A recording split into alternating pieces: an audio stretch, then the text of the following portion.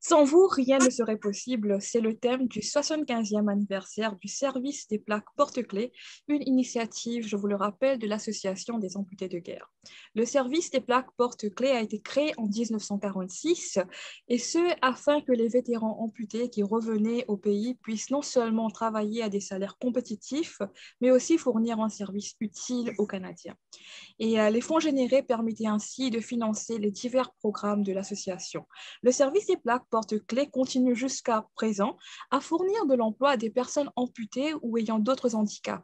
Depuis sa création, il a retourné plus de 1,5 million de trousseaux de clés perdues à leurs propriétaires. Ce mois-ci, justement, l'association des amputés de guerre a commencé l'envoi des plaques porte-clés 2021 aux résidents de l'Ontario. Et pour en savoir davantage, nous avons le plaisir de recevoir aujourd'hui deux invités sur les ondes de Choc FM. Nous avons la chance de recevoir dans un premier temps Monsieur Alex Boivin. Bonjour Bonsoir. Alex. Bonsoir, bonjour, ça va bien? Très bien, ravi et vraiment honoré de vous avoir ici sur les ondes de Choc FM aujourd'hui. Moi aussi, merci beaucoup. Et nous avons aussi le grand honneur d'avoir autour de la table Monsieur Louis Bourassa. Bonjour Louis. Bonjour. Donc, messieurs, avant de commencer, si vous permettez, est-ce que vous pourriez vous présenter à nos auditeurs? Parlez-nous de vos parcours respectifs avant justement de vous impliquer, de devenir des parties prenantes de l'association. En fait, si je me présente, ça va être très difficile de ne pas avoir un lien direct avec l'Association des amputés de guerre, car je suis né comme dans les cantons de l'Est. Et puis, très tôt, à l'âge de 4 ans, j'ai perdu ma jambe à la suite d'un accident de tracteur de pelouse. Et bon, ben, j'ai grandi avec l'amputation et j'ai très vite oublié ma vie avec deux jambes. Enfin, ça fait drôle à dire, mais ma vie de personne amputée a commencé. Je voyais déjà l'avenir. Je ne pensais déjà plus au passé. Mais très tôt, j'ai été mis en contact avec un représentant de l'Association des amputés de guerre. Et là, je me suis rendu compte que je n'étais pas seul au monde. Alors, ce vétéran amputé de la Deuxième Guerre mondiale, un peu des vétérans que vous parliez à l'instant, sont venus me côtoyer, m'épauler, également m'apporter un support, une aide morale, si on veut, parce que la vie d'amputé recèle de plein de petits secrets qu'on ne connaît pas nécessairement les réponses. Et puis, pour ma famille, c'est également, ça fait un grand bien parce que il vivait beaucoup de culpabilité, il vivait beaucoup de sentiments négatifs face à ça. Alors, le petit Louis a grandi, a grandi, a grandi. Et à un moment donné, lorsqu'il y a eu le temps où je pouvais m'impliquer au sein de l'association, alors je l'ai fait très tôt dans ma jeune adolescence, je me suis impliqué au sein de l'association en donnant du temps, en participant à leur activité, en faisant des présentations dans les écoles pour faire de la sensibilisation. Et à un moment donné, j'ai reçu un appel de ma collègue qui m'a dit, bon, ben Louis, si ça te tente, tu pourrais peut-être venir travailler avec nous à l'Association des amputés de guerre pour continuer à donner aux plus jeunes. Et puis, c'est comme ça que l'histoire a commencé. Alors, dissocier ma petite histoire avec l'Association des amputés de guerre, c'est impossible parce que ça a toujours fait partie de ma vie, si on veut. Très beau Louis, parcours en tout cas. puis Louis continue à s'impliquer encore aujourd'hui, très humble, là, mais fait partie de la direction aujourd'hui de l'association ici au Québec. Moi, ça a été une personne assez marquante aussi dans mon parcours, Louis Bourassa, parce que j'ai grandi avec ces gens-là autour de moi. Moi, je suis né en fait là, d'une puis j'ai tout de suite eu mes amputations assez rapidement. En fait, j'ai eu certaines malformations congénitales à l'époque quand je suis né, surtout au bras, à ma jambe droite également. Puis en fin de compte, là, assez rapidement, j'avais 9 mois là, à l'époque où on a décidé de m'amputer également mon pied droit. C'était soit ça ou bien, bon, on grandissait un petit peu avec les hôpitaux autour de nous et tout ça là, à l'époque avec la famille. Mes parents ont pris la décision pour moi de l'amputer, ce pied-là. Puis c'est justement pendant qu'on était à ce séjour-là à l'hôpital, quand j'avais mes 9 mois, là, qu'on a rencontré des gens assez clés là, par rapport à notre parcours ensuite, là, comme famille aussi, qui nous ont recommandé de s'inscrire en fait à l'Association des amputés de guerre. Je n'ai pas eu mon mot à dire à l'époque, je n'étais pas encore à ce moment-là où est-ce que je pouvais parler, mais ça a été probablement une des meilleures décisions qu'on aurait pu prendre dans ma vie, c'était de m'inciter à aller travailler ma confiance en moi avec l'Association des amputés de guerre quand on arrive là, à 5, 6, 7, 8 ans, puis qu'on réalise que bon, tout le monde court sur ses deux pattes. Moi, j'en ai juste une avec une jambe artificielle. Tout tout le monde lance la balle de baseball avec son coude, puis moi, ben, mes coudes, ils ne bougent pas. C'est un peu différent. On commence à réaliser à cet âge-là, même si jamais ce n'est pas nécessairement ce qui est le plus important à cet âge-là, on commence à le réaliser. Arrivé à l'adolescence, ça a été probablement une des choses les plus importantes pour moi, ça a été de pouvoir voir puis d'avoir cette confiance-là aussi qui se développe à travers les séminaires des amputés de guerre, à travers tout ça. J'ai 24 ans aujourd'hui. Ça fait presque 20 ans même déjà que je fais des conférences, des présentations dans les écoles. Je suis un vétéran vénérable là, déjà dans ce domaine-là. J'aime bien le dire, mais c'est plus en blague parce que dès le départ, j'ai voulu expliquer un petit peu c'était quoi cette différence-là dès mon école primaire. C'est important de pouvoir en parler d'abord et avant tout comme enfant. Puis c'est important aussi de pouvoir continuer à le faire quand on a 14, 15, 16, 17, 18 ans. Puis là, ben, encore aujourd'hui, je continue à me promener un peu à gauche puis à droite dans ma région pour venir faire ces présentations-là. Puis j'ai toujours beaucoup de plaisir aussi à pouvoir en parler là, avec tout le monde, finalement. Là. Merci. En tout cas, il y a quelque chose qui ressort, c'est que vous avez quand même eu la chance de rencontrer d'autres personnes au sein de l'association qui vous ont aidé justement à gérer avec la situation actuelle. J'aimerais faire un retour en arrière. Quelle est la mission et le mandat de l'association? Peut-être que je devrais m'adresser dans un premier temps à Louis. Bon, évidemment, le mandat de l'association a toujours été de venir en aide à des personnes amputées. Les vétérans amputés qui ont créé l'association tout de suite après la Première Guerre mondiale ont décidé de créer cette association-là pour accueillir les vétérans amputés de la Deuxième Guerre mondiale. Alors, c'est comme si la roue a continué et après, les vétérans amputés ont dit on va donner toute notre expertise, toutes nos connaissances, on va les transmettre à la nouvelle génération de personnes amputées. Alors, c'est un peu ça. Et aujourd'hui, l'association vient en aide aux enfants, aux adultes amputés d'un support moral. Un petit peu en faisant notre présentation à chacun de soi, on a un petit peu une petite idée de qu'est-ce que l'association fait comme support moral, mais également, on vient en aide d'une façon financière, c'est-à-dire que les jeunes amputés ne défrayeront pas les prothèses. C'est-à-dire que chaque province a un système de santé différent. Et ce qui arrive, c'est que dans certaines provinces, les membres artificiels ne sont pas couverts par des régimes de maladies provinciaux.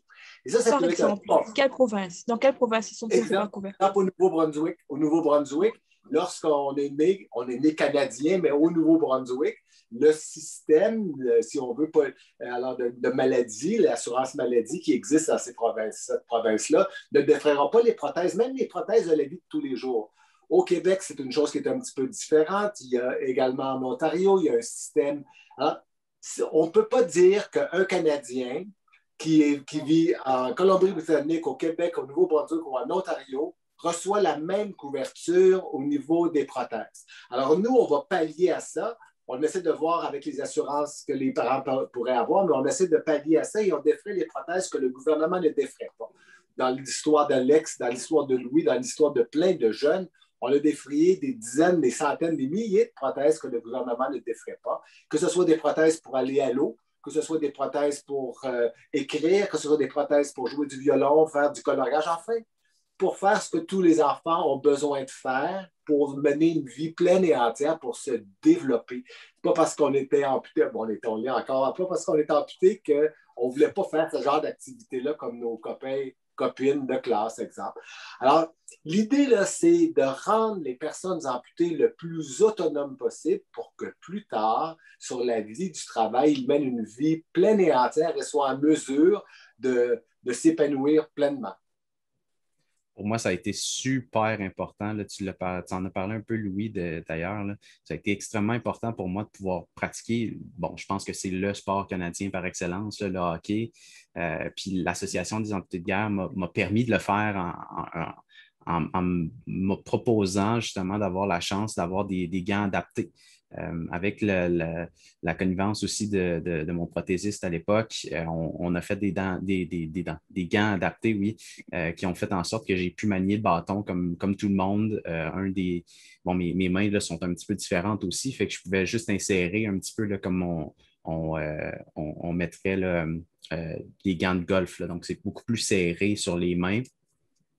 C'est du silicone un peu là, qui permettait de tenir comme il faut le bâton en place. pouvoir avoir une bonne maniement de rondelle, pouvoir avoir un bon tir quand même, pouvoir faire des passes et tout ça. Puis ça ne veut pas, ça renforce aussi l'esprit d'équipe, ça renforce l'esprit de la confiance du jeune en même temps. Donc, ça a été très, très, très important pour moi. Puis je ne serai jamais autant content d'avoir pu pratiquer ce sport-là. Même le soccer, par exemple, j'ai pratiqué le soccer pendant des années, puis ça a été un sport très, très important aussi pour moi. Je pense que j'ai brisé là, des dizaines et des dizaines de pieds dans ma carrière de soccer. Puis heureusement, c'est juste celui de la prothèse, ce n'est pas les autres. Mais ça a été un moment assez clé pour moi d'avoir ce support-là aussi financier, justement, de pouvoir avoir une nouvelle prothèse, un nouveau pied à chaque fois. Bon, j'ai été longtemps sur la même garantie parce que je les brisais assez régulièrement, ces pieds-là, là, mais malgré tout, à chaque fois, c'était super, super, on était super contents de pouvoir voir qu'il y en avait un nouveau pied qui arrivait assez rapidement là, dans le parcours finalement de cet athlète-là là, qui voulait continuer à pratiquer son sport tout simplement. D'accord. Au-delà du défi financier, quels sont les autres défis avec lesquels doivent composer les amputés dans le monde d'aujourd'hui? Et comment est-ce que, enfin, au-delà de ce que lui nous a présenté aussi, comment est-ce que l'association appuie ces amputés-là à justement avoir accès à ces services? J'aimerais m'adresser à toi, Alex. Bien, comme on en a parlé un petit peu, d'abord et avant tout, je pense que la constante, peu importe qu'on soit un amputé ou qu'on ne soit pas un amputé, qu'on soit, on va dire, une personne, entre guillemets, des très grands guillemets, normaux, et une personne amputée, c'est qu'on a quand même une confiance en soi à bâtir. On a quand même besoin de ce contact social-là qui, de plus en plus, on le voit avec la pandémie, s'effrite là en ce moment. Évidemment, même quand on est enfant, c'est important d'avoir ce contact moral-là, social-là également. Puis l'Association des amputés de guerre, moi, du plus longtemps que je peux me rappeler, une des premières choses que j'ai vécues, qui a probablement changé la vie de mes parents en premier, avant d'avoir changé la mienne, mais qui a changé la mienne également ensuite, ça a été les séminaires des amputés de guerre qui ont fait en sorte que j'ai été mis en contact avec des personnes amputées, avec des vétérans, quelques vétérans des Deuxièmes Guerres mondiales, la guerre, des guerres subséquentes également ensuite. Mais aussi des vétérans du programme de personnes amputées, du programme des vainqueurs, par exemple, comme Louis, qui lui était à l'époque déjà un vétéran quand moi je suis arrivé, tout bébé, tout frais. Puis ça permet en fait de voir à quoi est-ce qu'on peut aspirer plus tard. Il n'y a pas nécessairement seulement que le soutien financier qui est important. Oui, on défraie les coûts des prothèses, mais d'abord et avant tout aussi tout le support moral en arrière de l'association pour les personnes amputées, qu'on soit enfant ou qu'on soit plus vieux également, que ce soit un accident ou que ce soit quelque chose qui soit congénital à la naissance. L'important, c'est quand même qu'on soit capable de savoir comment s'enligner, comment bien grandir à travers tout ça aussi. Puis je pense que l'association le fait très, très bien de par la mise en contact entre les personnes amputées. Les amputés s'entraident, c'est quand même un tagline assez important là, pour la majorité des amputés dans l'association, mais aussi dans leur vie de tous les jours. Moi, j'ai mes meilleurs amis, puis les premiers à qui j'écris ou que j'envoie des messages vocaux beaucoup dernièrement. Là, j'aime bien entendre la voix des gens. Là. C'est toujours, toujours, toujours des personnes que j'ai rencontrées au séminaire des amputés de guerre parce que c'est des gens qui nous comprennent le mieux à travers tout ça également. Comment est-ce que vous réagissez face à ces paroles quand même très encourageantes, Loïs, qui démontrent vraiment la pertinence et l'impact du travail que vous abattez au quotidien avec votre équipe? Il y a beaucoup de choses qui me venaient en pensée. Je me souviens du premier séminaire lorsque Alex s'est présenté à nous, tout bébé. Les parents, après ça, le voir grandir au sein du programme. Il y a quelque chose qui s'explique difficilement, positivement. Le fait de pouvoir se rencontrer entre personnes amputées, c'est comme si déjà il y a quelque chose en commun. Il y a beaucoup de barrières qui tombent. Puis en même temps, on est en mesure de parler. Bon, moi, c'est sûr que moi, je parlais de ma vie en tant que personne amputée, mais vivre amputée en 2021, c'est un peu différent que ça l'était il y a quelques années avant. Alors, c'est important que ces jeunes-là puissent se rencontrer, puissent échanger. C'est important aussi pour les parents. Et ça l'ouvre les yeux également à l'Association des amputés de guerre parce que parfois, quand vous parliez de bataille ou de pertinence de l'association, Et parfois, il faut mener des batailles à d'autres niveaux. On parlait tantôt du système de santé qui est différent de province en province, mais il y a tout aussi les compagnies d'assurance privée qui ne connaissent pas qu'est-ce que c'est la réalité des personnes amputées et vont défrayer une prothèse, d'exemple, à vie. C'est clair que la compagnie d'assurance n'a pas compris. Alors, nous, on fait de la sensibilisation. On est très proactif pour sensibiliser ces instances-là pour qu'ils comprennent tous le rôle qu'ils ont à jouer. Ça, c'est quelque chose qu'on fait grâce à notre groupe qu'on appelle l'équité pour les personnes amputées, mais ce sont des batailles qu'on va mener au-delà de... on accompagne les parents aussi là-dedans lorsqu'il y a des batailles qui doivent être faites. Alors, on est là. Et également, en temps de pandémie, il y a des délais qui s'inscrivent dans certains centres prothétiques pour la livraison d'un membre artificiel qui est beaucoup plus lent. Il faut bien comprendre qu'on n'a pas un membre artificiel parce que c'est quelque chose de luxueux. On a besoin de ce membre artificiel-là pour aller à l'école, pour travailler ou pour fonctionner. Et c'est quelque chose que nous, on surveille de très, très près pour que les personnes amputées puissent recevoir ce service-là, et ce, à travers le pays. J'aimerais rajouter à ça aussi ce que tu dis, Louis, puis ça m'a fait penser en même temps, tout l'échange de connaissances aussi entre les personnes amputées. L'expérience qu'on a vécue, je me rappelle particulièrement d'un séminaire où on avait eu une séance presque exclusivement sur les véhicules. Parce que c'est quelque chose qui peut causer problème pour une personne amputée. C'est presque une nouvelle prothèse, entre guillemets, qu'on veut se faire faire quand on a un véhicule qu'on doit adapter. Puis c'est toujours un petit peu complexe aussi. Bon, province par province, ça doit être un peu différent, là, évidemment, avec les différents régimes d'automobiles qui existent, là, mais particulièrement pour moi, juste le fait d'avoir besoin d'un adapteur pour avoir l'accélérateur à gauche, parce que mon pied qui est artificiel n'était pas nécessairement ce qu'il y avait de plus sécuritaire sur la route là, pour accélérer, freiner, tout ça. Donc, j'utilise mon pied gauche à ce moment-là pour pouvoir faire tout ça.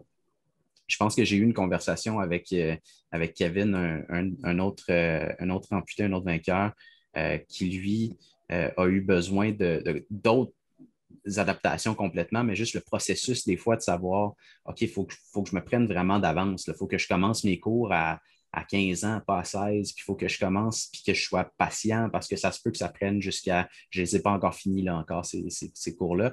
Bon, il y a un peu de paresse là-dedans, mais il y a beaucoup aussi de bureaucratie en quelque part dans tout ça. Évidemment, c'est des choses qui sont hors de nos contrôles, puis fort probablement même de ceux qui décident à l'autre bout aussi, mais c'est juste de savoir là, à quoi je m'attends. À quoi est-ce que je dois me préparer? Puis des fois, d'avoir ces connaissances-là déjà d'avance, c'est super, super intéressant pour nous, les personnes amputées. Donc, quand on parle d'assurance, quand on parle de régime d'assurance, quand on parle de régime de toutes sortes d'affaires, on le vit une fois, ça ne veut pas dire qu'on est rendu expert, mais on peut peut-être donner un coup de main à quelqu'un d'autre ensuite aussi. Puis c'est vraiment bien fait de ce côté-là aussi pour les différentes personnes amputées. Qui ont accès finalement aux connaissances des autres aussi ensuite quand on peut s'en jaser. Absolument. Et au-delà de ces éléments que vous venez de détailler, comment est-ce que le COVID a impacté le quotidien des personnes amputées? Je m'adresse cette fois-ci à vous, lui. Il a impacté, on parlait tantôt tout récemment des délais dans dans les centres prothétiques. Également, une des choses que les personnes amputées, on est déconnecté dans le sens de humainement, de se rencontrer. Et quelque part, on a besoin de faire ce contact-là. Il faut que les jeunes et les moins jeunes puissent échanger entre eux, être présents entre eux. Lorsque je rencontre une famille pour la première fois et que j'enlève mon membre artificiel, que je leur explique comment c'est fait, le jeune va le prendre, va le toucher. En fait, il y a toute cette interaction-là. Et puis, oui, on peut rencontrer les gens en vidéoconférence. Je ne suis pas là en train de me plaindre. Je comprends qu'est-ce qu'une pandémie. Je ne revendique pas le droit à aller se rencontrer demain matin. Mais on a perdu quelque chose. Là. On a perdu ce contact humain-là. Et, ma tête de mathématicien, si on veut, je comprends parfaitement. Mais on a créé des choses pour pallier le plus possible à ça. Et là, on rencontre les familles qui sont aux prises avec l'amputation pour la première fois, des mamans qui ont donné naissance à des enfants amputés. Et tout de suite, on rentre en communication avec eux par vidéoconférence. On essaie de voir c'est quoi leurs besoins, ce qu'ils ont besoin à l'instant. Et ça réussit et ça marche parce que les familles sont très inquiètes et ils veulent savoir, Mais souvent, les mères et les pères de famille, leur enfant est tout petit, on projette dans l'avenir. Puis là, on se dit, bon, ben là, avec une jambe en moins, est-ce qu'il va être capable d'aller à l'école? Est-ce que je dois adapter ma maison? Est-ce que je dois penser à changer de véhicule ou des choses comme ça? Alors, on va être là pour les rassurer et très rapidement, on va les mettre en communication avec une famille avec le même genre d'amputation, en fait, qui déjà, si on veut passer par là, ce qui leur permet de poser des questions et d'échanger. Il faut bien comprendre que notre position, là, c'est de l'entraide. On n'est pas des professionnels de la santé, quoiqu'on connaît beaucoup le monde de l'amputation, mais on est capable d'échanger puis d'expliquer ce que c'est de vivre au quotidien avec une amputation ou des amputations. Alors ça, on s'est retourné là, très rapidement pour être en communication avec ces familles-là. L'autre chose qu'on fait, et ça, c'est quand même exceptionnel, dès que les familles sont inscrites au programme pour enfants amputés de l'Association des amputés de guerre, on entre en communication individuellement avec toutes ces familles-là. Alors, ça représente des dizaines et des dizaines d'appels. Je parle seulement des nouvelles familles, mais il y a également des contacts que l'on fait avec les familles plus expérimentées. Alors, c'est comme si on a réussi à créer, avec les moyens du bord, comme on dit, une communication qui est différente, mais qui est hautement appréciée. Alors, ça, c'était très, très, très rapide à ce sujet-là. Et ensuite de ça, il y a toute l'administration peut-être qu'on a avec les centres prothétiques qui, avec la COVID, la pandémie, on est capable de s'ajuster maintenant de façon électronique si on veut. Alors, il y a une grande pression au niveau émotif des familles qui sont d'un côté contents de pouvoir nous parler vidéoconférence ou téléphone, mais qu'ils aimeraient donc bien ça, voir quelqu'un d'amputé comme eux. Alors ça, ça manque. Mais on va y arriver. On va y arriver. En tout cas, des paroles très positives. Est-ce que vous souhaiteriez faire le pot là-dessus, Alex? Ben, c'est sûr que, moi, je suis peut-être un peu moins mathématique là, que Louis sur cette question-là. Je suis vraiment plus quelqu'un qui est très, très. Je suis un artiste, hein. Je suis un peu plus humain, un peu plus. Moi, je suis vraiment axé sur cette humanité-là, là, si jamais je peux dire ça comme ça. Puis c'est sûr qu'il y a un paquet de choses qui me manquent des séminaires, particulièrement des amputés de guerre. On aurait donc aimé ça en avoir un encore une fois cette année. Même si jamais j'y vais, puis je le sais que j'ai vu toutes les séances, puis je les ai vues une, puis une fois, puis un autre, puis je le sais presque à chaque fois quel mot va sortir de la bouche de Louis à tel moment de la séance, là. Mais c'est quand même important d'avoir, comme Louis l'a bien dit, ce support-là, ce contact-là avec la famille qui, elle, a besoin de ce petit coup de pouce-là des fois, qui va les pousser à aller justement chercher un petit peu plus d'informations, à aller chercher, peut-être justement juste à laisser son enfant se développer avant de s'en faire trop. Des fois, c'est très, très, très important aussi. Puis même des fois, c'est juste de voir l'enfant en tant que tel. Là, je parle de l'enfant, mais ça peut être des ados, ça peut être des adultes aussi. On ne décide jamais à quel moment cette amputation-là va arriver, évidemment. Donc, peu importe l'âge, le déclic qui arrive quand on comprend que hey, j'ai vécu cette amputation-là, mais je vais être supporté quand même. Je vais être là quand même avec des amis, avec des gens que j'ai rencontrés ce week-end qui vont me permettre d'avoir un échange franc avec ces personnes-là aussi. Pas juste de dire hey, moi, je suis comme ça, puis c'est ça que je vis, puis c'est comme ça, mais de savoir que l'autre personne te comprend, puis peut vraiment te comprendre à 100% là, dans ce que tu vis, dans ce que tu as vécu, dans ce que tu t'en vas vivre aussi plus tard. Parce que, bon, évidemment, on n'a pas nécessairement tous le même parcours, mais on a tous les mêmes expériences à un certain moment qui arrivent dans notre vie, pour la plupart, évidemment. C'est toujours intéressant de pouvoir en parler, surtout entre personnes amputées. Fait que ce contact-là humain est très, très important. L'autre chose aussi qui est très intéressante par rapport à la pandémie, je parle probablement plus pour les amputés de bras là, à ce moment-là, là, pour les personnes qui ont vécu des amputations au bras. Il y a certaines mesures qui sont mises en place par les gouvernements, évidemment, puis je suis pas encore, un peu comme Louis, je ne suis pas en train de remettre en question ces mesures-là. C'est des mesures qui sont extrêmement importantes là, au niveau de la santé publique. C'est sûr que pour moi, par exemple, vu que je n'ai pas de coude ou des trucs comme ça, le masque, c'est un peu plus complexe.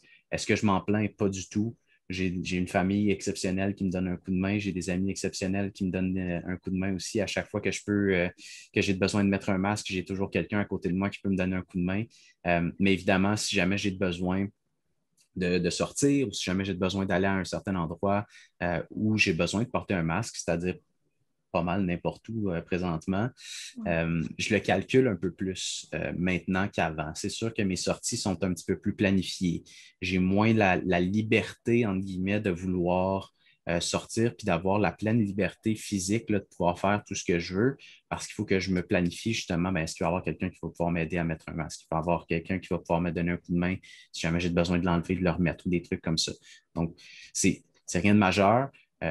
Mais évidemment, si jamais on pouvait avoir une solution par rapport à ça, puis je ne sais pas quelle est cette solution-là, probablement que ça va être de se faire vacciner le plus rapidement possible. Mais à partir de ce moment-là, une fois que la pandémie va être terminée, là, on va en rire, mais en ce moment, on trouve un petit peu là, les solutions qu'on peut trouver avec les moyens du bord. Louis, est-ce que vous souhaiteriez réagir par rapport aux propos de Alex sur cette question? Ce n'est pas la première fois que les personnes amputées, lorsqu'il y a des restrictions, qu'on émet notre opinion sans nécessairement vouloir faire changer les choses. On essaie d'un premier temps beaucoup de sensibiliser nos membres pour leur donner des trucs du métier. Alors, lorsque les jeunes, bon, je pense à Maxime, je pense à d'autres personnes qui sont amputées des 2 bras, lorsqu'ils ont des problématiques, on les met en communication avec d'autres personnes amputées qui ont la même situation et entre eux, peuvent se donner des trucs. Alors, ça, c'est quelque chose que nous, c'est très important. Avant, on réagit, c'est-à-dire que lorsqu'on apprend qu'une famille est en problématique avec une situation, on va essayer de trouver une solution, de les mettre en contact avec des ressources. Alors, pour nous, là, c'est bien important de comprendre ça. Tout à fait. Donc, un peu plus tôt, on avait vu qu'à l'origine, cette association, donc l'association des amputés de guerre, avait été mise sur pied pour justement aider les amputés de guerre à trouver un emploi valorisant. Est-ce qu'en 2021, nos amputés, et nos amputés de guerre, bien sûr, font toujours face à des difficultés pour trouver un emploi valorisant et rémunérateur? Pourquoi et qu'est-ce que nous pouvons y faire? J'aimerais m'adresser à vous encore une fois, Louis. C'est-à-dire que, bon, il faut vraiment prendre la question au niveau historique. En 2021, nous n'en sommes plus à 1970. Alors, grâce beaucoup à l'Association des amputés de guerre, les jeunes amputés ont réussi à grandir et à mener une vie pleine et entière. Et là, après ça, on a vu la première génération de jeunes amputés aller à l'école, on donnait les adaptations, on fournissait l'information pour adapter les lieux. Et là, les jeunes sont allés à l'école et ont commencé à sortir de l'école avec des diplômes. Alors, ça, il faut bien comprendre qu'en 1970, 1980, la proportion de personnes amputées dans les écoles, dans les collèges ou dans les universités était plus faible qu'elle l'est maintenant. Alors, à partir du moment où on sort avec son diplôme, vous avez encore raison, une personne amputée, le taux d'employabilité des personnes amputées est un petit peu plus bas. On connaît tous que ça ne devrait pas être, mais on a travaillé beaucoup avec le monde de l'employeur, avec le marché du travail, parce que, voyez-vous, il fallait sensibiliser, il fallait leur dire, écoutez, être amputé, une fois que j'ai ma prothèse, je suis capable de faire tout ce que je veux faire comme tout le monde. Et puis, vous n'aurez pas vraiment besoin d'adapter mon milieu de travail, quoique si oui, peut-être un peu, mais c'est tout. Et là, on a baissé la pression, on a baissé les barrières, on a traversé un mur. L'employeur avait les meilleures volontés du monde, mais il y avait quand même cette crainte, cette petite peur-là qui empêchait le geste. Maintenant, les jeunes qui sortent, les jeunes amputés, les vainqueurs qui sortent du monde scolaire sont éduqués. Ils sont, comme Alex l'est, vivants. On est convaincu que l'amputation ne change rien à sa vie. Et là, l'employeur est au rendez-vous. Alors, je pense que présentement, là, on pourrait avoir la même entrevue dans quelques années, puis on serait surpris de voir le taux de jeunes amputés sur le marché du travail. Alors, ça va très bien. Si on regarde historiquement, là, il y a eu une belle progression, mais il y a du travail à faire, c'est vrai. Absolument. Et Alex, est-ce que vous avez quelque chose à partager avec nous là-dessus? Ben, ce qui est intéressant, c'est que moi, je suis en train de terminer justement une mineure en psychologie des organisations et du travail, un peu plus en gestion des ressources humaines. Comment est-ce que ça se passe justement sur le marché du travail? On connaît une pénurie qui est bon, presque historique là, en ce moment, une pénurie de main-d'œuvre quantitative, c'est-à-dire qu'on a les baby boomers qui s'en vont tranquillement, pas vite à la retraite, puis qu'on a de plus en plus d'emplois à pourvoir avec de moins en moins d'employés qui arrivent à chaque année sur le marché du travail, ce qui fait en sorte que ben, peu importe là, quel genre de personne on est, à quel genre de strate de la société on va appartenir dans quelques années, il y en a des emplois qui vont être disponibles, puis ça fait en sorte que ben, les employeurs vont devoir beaucoup, justement, entre guillemets, descendre leurs attentes par rapport à ces employés-là. Puis ça, bon, veut pas, comme personne amputée, j'aime pas dire que je suis moins ou plus que quelqu'un d'autre, absolument pas, c'est pas ça que je suis en train de dire. Ce que je suis en train de dire, c'est que ça va peut-être ouvrir la porte à certains, dans certains milieux qui semblaient inatteignables il y a quelques années, il y a quelques décennies, qui aujourd'hui ben, vont être presque la norme, en fait, pour n'importe qui. La beauté de la chose aussi, c'est qu'on voit de plus en plus de personnes amputées sur le marché du travail. On voit de plus en plus de personnes amputées dans les émissions de télévision, dans les émissions, dans les films également. On voit de plus en plus de cette représentation-là aussi de la personne amputée dans la culture, ce qui fait en sorte que ben, on a moins peur aussi de ce phénomène-là de la personne amputée, que ce soit sur le marché du travail ou dans un autre stade de notre société, de notre vie active là, au courant de notre vie, ce qui fait en sorte que ben, on est plus habitué finalement à ce genre de choses-là.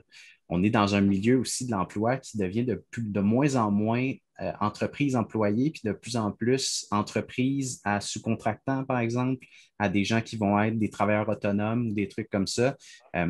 Bon, moi, j'en suis un de ceux-là qui est un travailleur autonome, qui est un propriétaire d'entreprise également.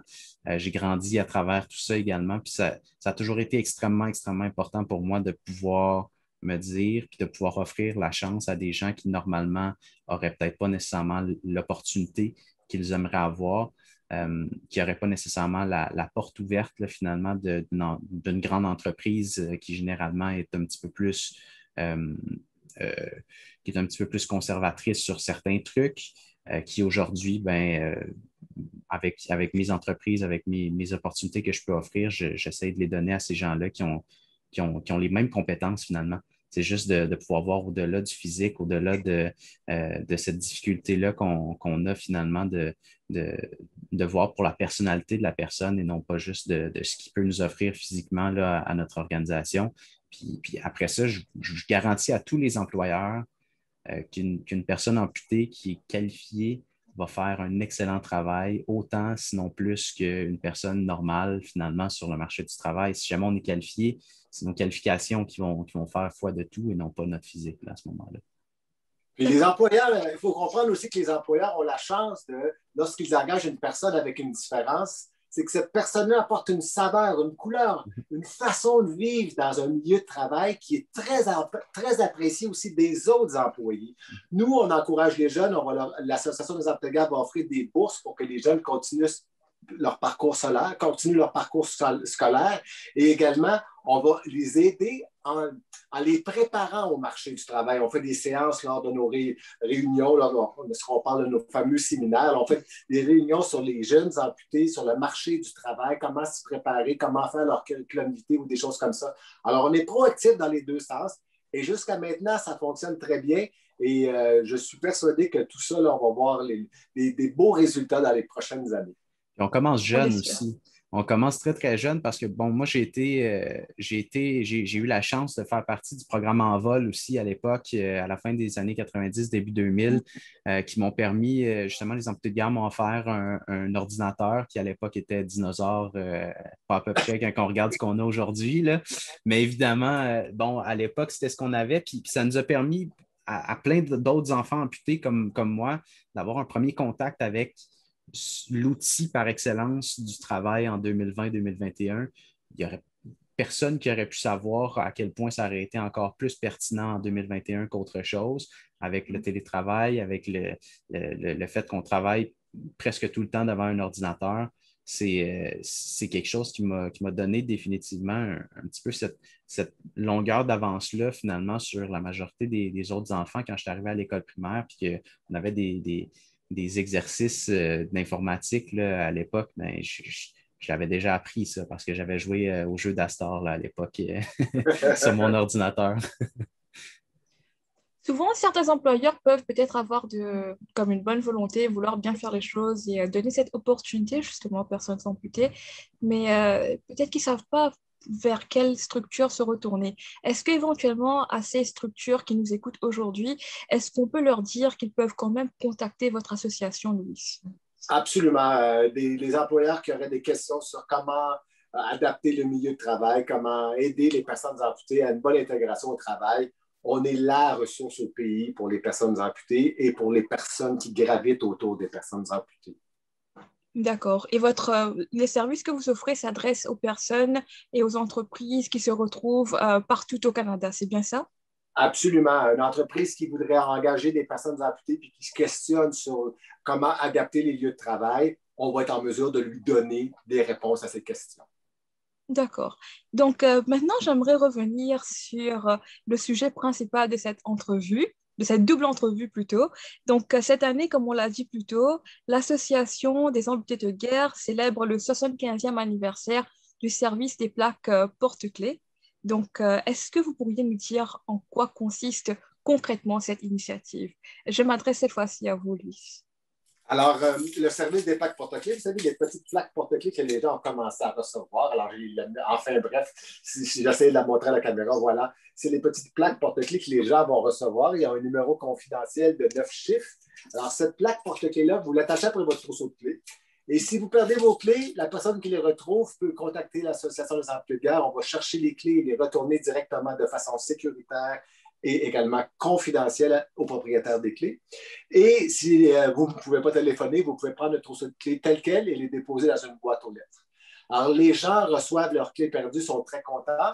Et quelque part, ça a quelque chose de sécurisant de savoir que ces clés ne traînent pas un petit peu partout. Alors, comme vous l'avez dit, on a retourné plus d'1,5 million de trousseaux de clés depuis sa création.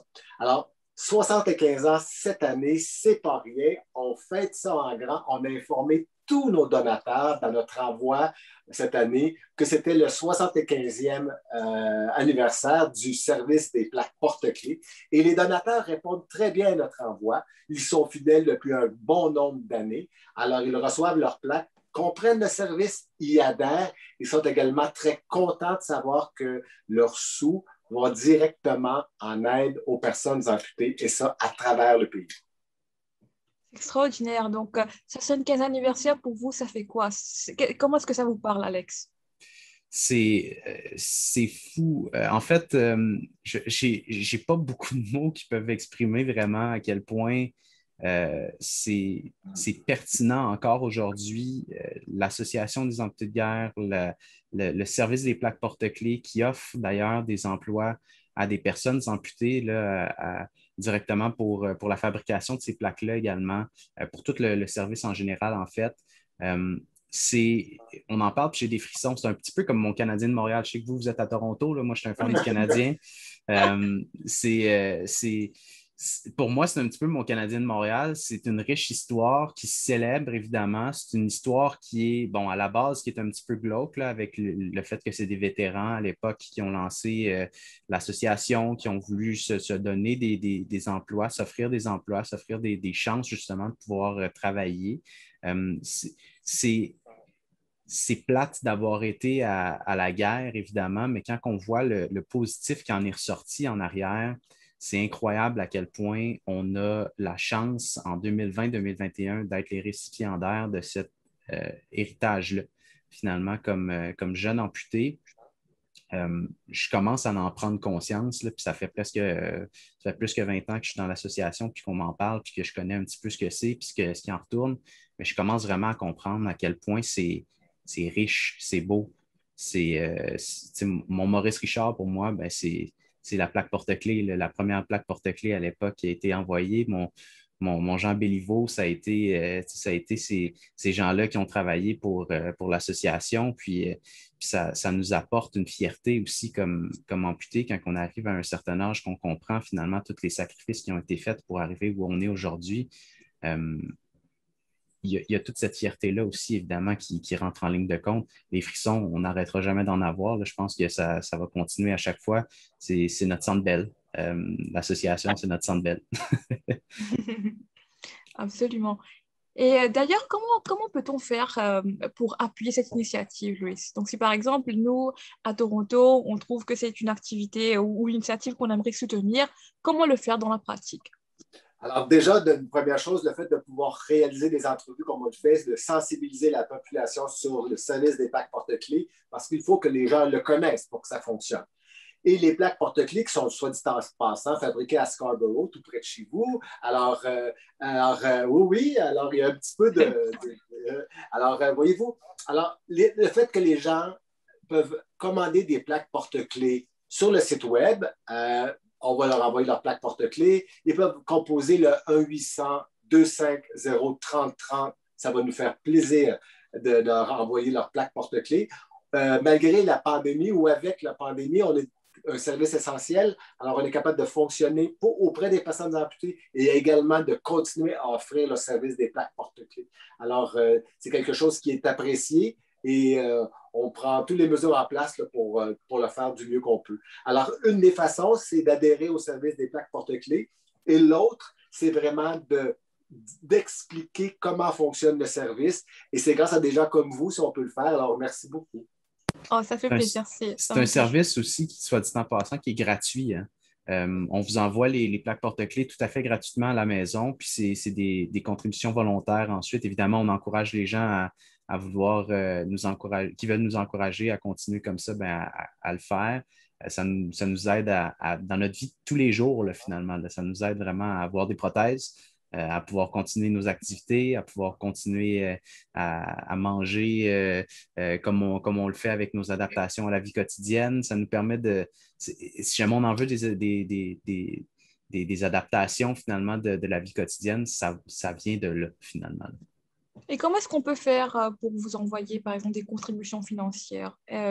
Donc, allons dire qu'il y a une personne à Toronto qui voudrait faire une contribution financière pour appuyer non seulement cette initiative, mais de façon générale, au fait, toutes les initiatives de l'association. Alors, les gens peuvent faire leurs dons via le web. Alors, vous tapez là, dans la barre d'adresse amputédeguerre.ca. Vous pouvez également le faire par téléphone. Alors, c'est comme je l'ai dit tantôt, le 1-800-250-3030. Et également, vous pouvez le faire par la poste. Alors, mais les gens fonctionnent bien avec le web et le téléphone. Alors, il n'y a vraiment pas de problème. Et lorsque vous allez sur notre site web, vous allez avoir toutes les coordonnées pour nous contacter. Et à ce moment-là, vous allez choisir la façon de contribuer ou le moyen que vous voulez. Alors, c'est vraiment, vraiment apprécié. Il faut que j'ajoute que les gens de la région de Toronto, du Grand Toronto, répondent très bien à notre envoi de plaques porte-clés. Alors, c'était très apprécié dans le passé. C'est encore plus vrai aujourd'hui. Alors, chapeau, merci beaucoup. Vos dons, ça fait une grande différence dans la vie de chacun des enfants amputés, des adultes amputés inscrits au programme des personnes amputées ou des amputés de guerre. Absolument. Et d'ailleurs, cette année, vous avez une très belle thématique. Sans vous, rien ne serait possible. Est-ce que vous souhaiteriez partager vos réflexions sur cette thématique, Louis? Oui, alors notre réflexion derrière ça, c'est d'expliquer l'importance du donateur dans l'association des amputés de guerre. Oui, il y a une contribution financière, mais ils sont très fidèles, ils sont attachés à nous et c'est nous, on n'est que redevables envers eux. Sans leur appui, tout ce qu'on réussit à faire avec les sous, tout le bien-être qu'on fait aux personnes amputées, aux enfants amputés, sans ça, on ne pourrait pas le faire.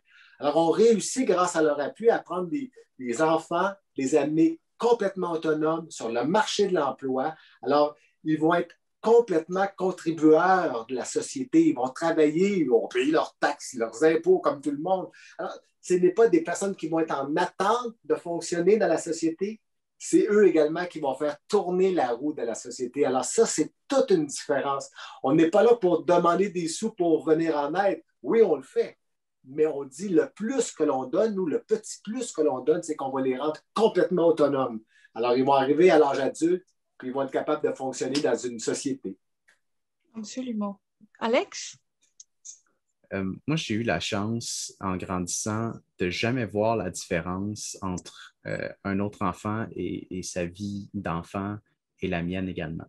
J'ai jamais j'ai jamais vu la différence entre quelqu'un qui peut faire ce qu'il veut quand il veut et quelqu'un qui ne peut pas faire à cause de peu importe l'excuse qu'on avait à ce moment-là. J'ai eu la chance d'avoir, comme je l'ai dit tout à l'heure, des adapteurs pour jouer au hockey. J'ai eu la chance, puis la liberté aussi de pouvoir jouer au soccer, même si jamais je savais que j'étais pour briser mon pied dans 2 ou 3 ou 4 mois. J'ai eu la chance aussi d'avoir la présence d'esprit de vouloir me lancer finalement quand je suis rentré en secondaire 5, là, quand j'ai eu 16-17 ans, dans mes dernières années au secondaire, ici du côté du Québec. J'ai voulu me lancer dans le théâtre, dans les arts de la scène. Je n'ai pas eu peur de le faire non plus. Parce que j'avais appris à travers tout mon parcours que les excuses, il n'y en a pas, que le support qu'on a de besoin, on peut aller le chercher. Puis tout ça vient d'abord et avant tout des gens à la maison qui ont été extrêmement généreux, qui m'ont permis d'avoir des jambes artificielles pendant tout mon parcours.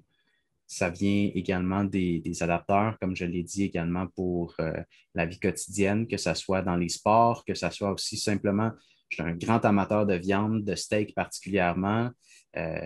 Bon, j'ai cherché pendant très, très longtemps comment est-ce que je vais faire pour couper mon steak. C'est niaiseux, là, de prime abord, c'est quelque chose de très primaire, là, finalement, comme besoin.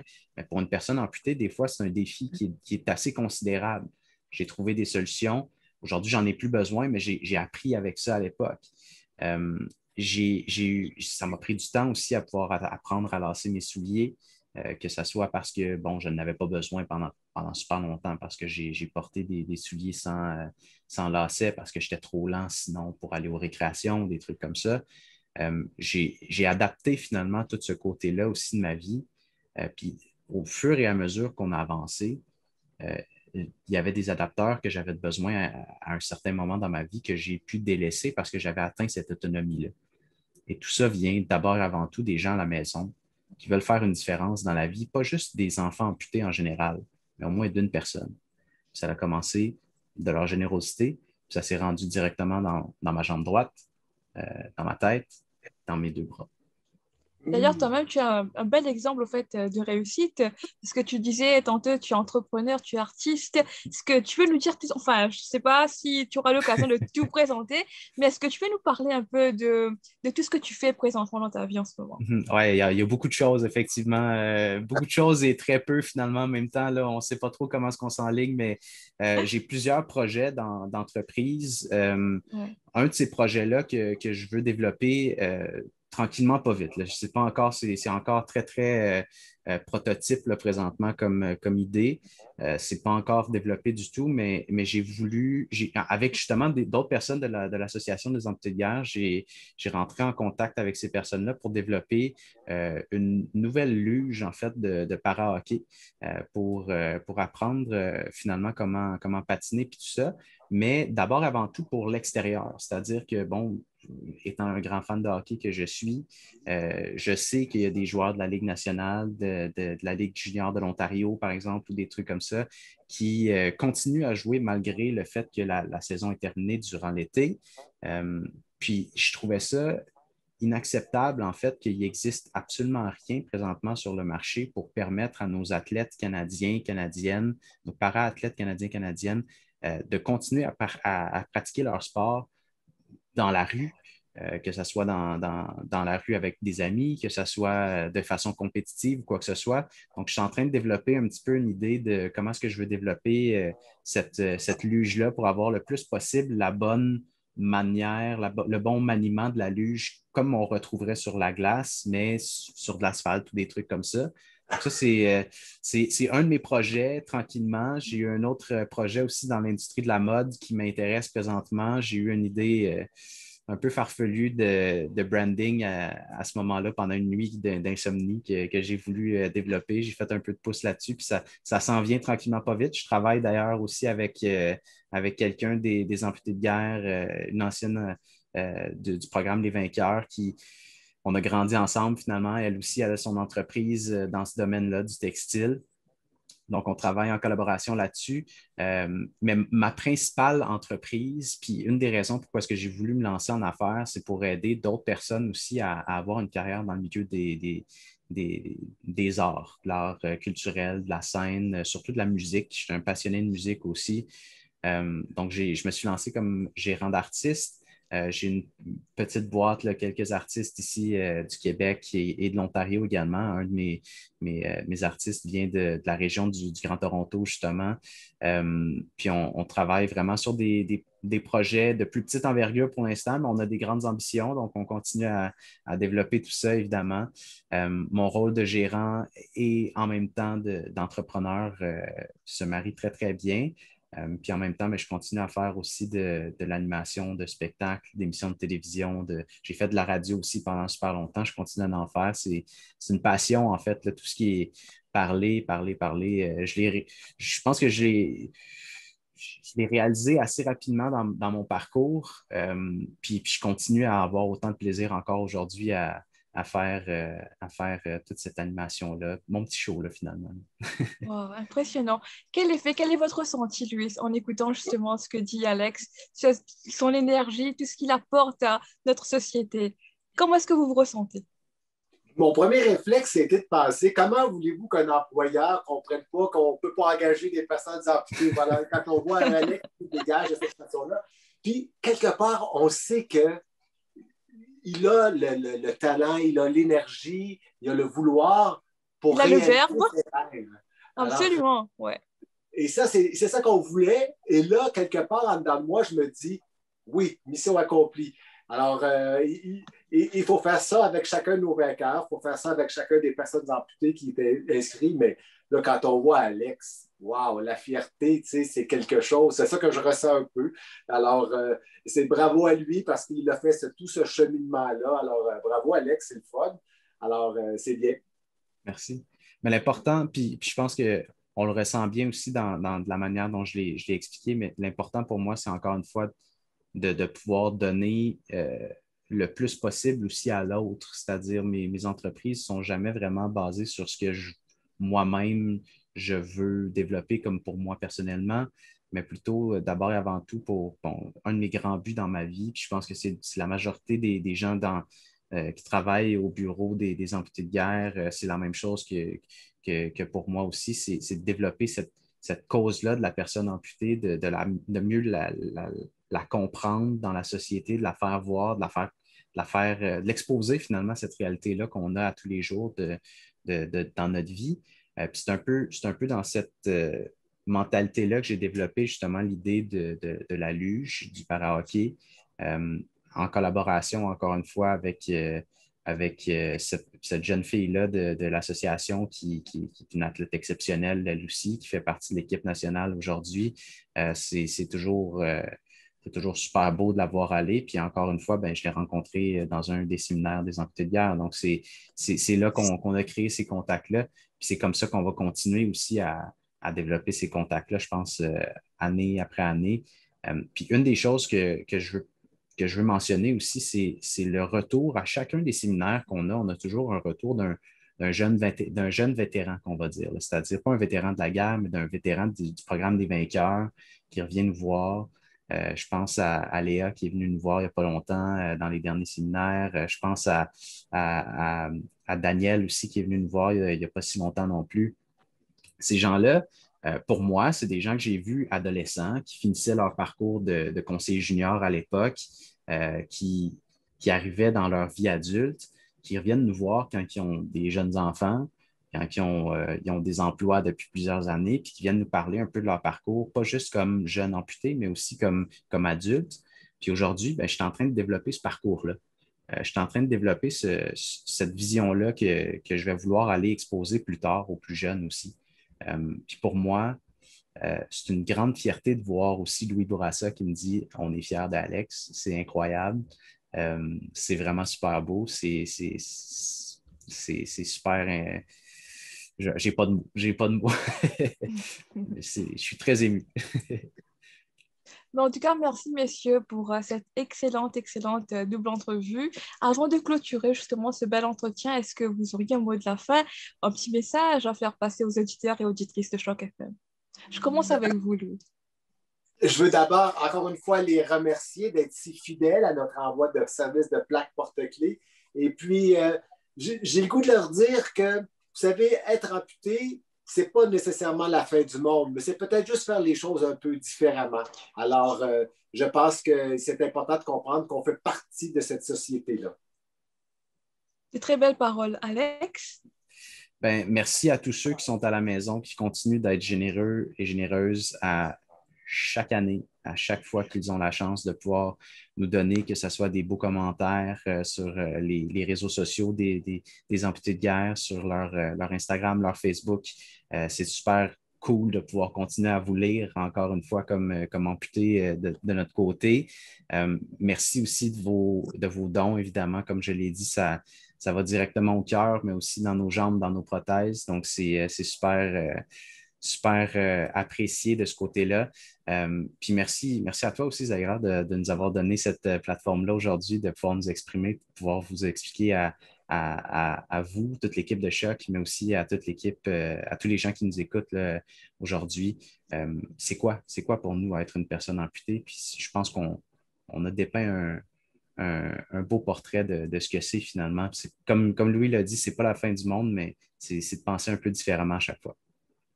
En tout cas, merci encore une fois. Je pense que c'est vous qui nous accordez l'honneur au fait d'intervenir sur les ondes de Choc FM, d'autant plus que là, en ce moment, vous intervenez virtuellement. Donc, merci encore une fois du fond du cœur pour cela.